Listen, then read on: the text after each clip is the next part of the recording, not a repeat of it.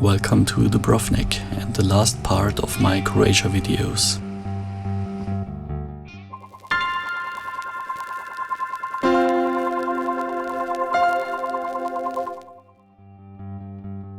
Okay, first, something about traveling to Dubrovnik.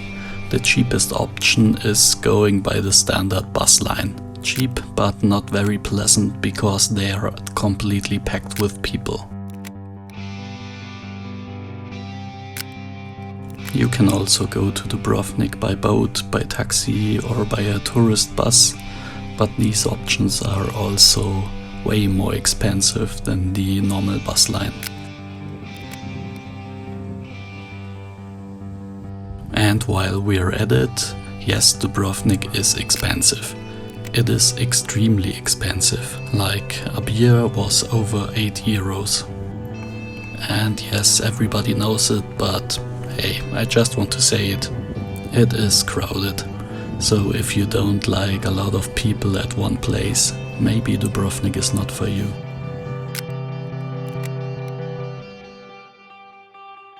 The good thing is, Dubrovnik is also very beautiful, especially the stunning bay, which you will see later in the video.